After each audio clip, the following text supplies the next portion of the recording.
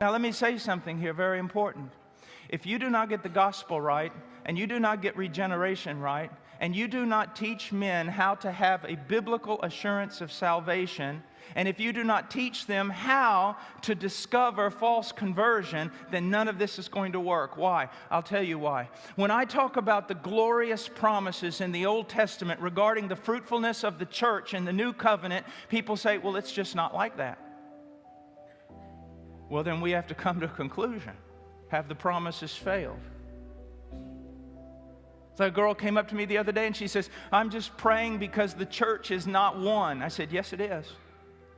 She said, no, how can you say that with all the... I said, the church is one. Because if the church is not one, the Father did not answer the Son's prayer. He prayed that the church would be one. Church is one. I said, young lady, your problem is you don't know what the church is. When I talk about the beauty and the fruitfulness of the church in America, people look at me and go, how can you speak that way? I say, because it's true. I must stand up on the scriptures. It is true. The church is beautiful. She is fruitful. Though she is broken and though she has to struggle with sin, the true church in America is absolutely gorgeous. You say, how can you say that? I can say that because I know what the church is. The problem is in America, most people are calling the church something that's not the church.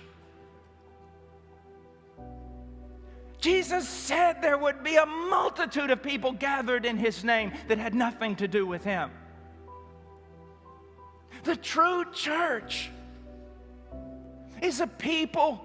They don't want the noise. They don't want the entertainment. They don't want the fluff. They do not need to be propped up with structures and organizations and events and all sorts of things. They just want Christ. And they love Him. And they're broken over their sin, and they're seeking to walk with Him daily. That's the church. That's the church. Now, when you start your church, Pastor, let me give you a warning.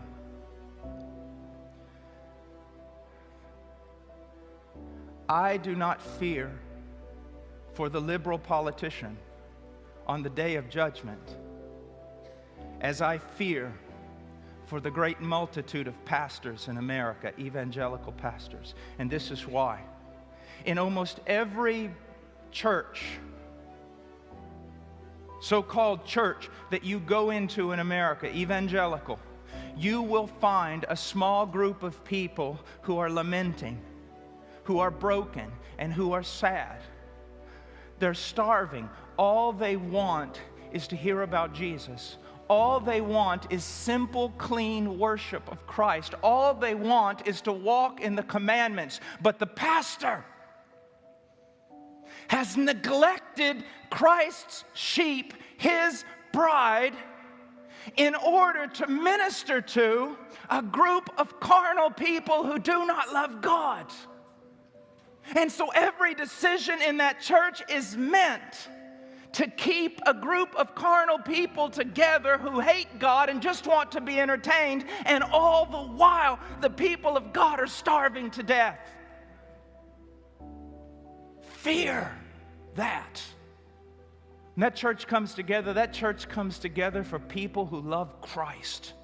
Broken, yes. Sinning, yes. Can fall into sin, yes. Cannot stay there.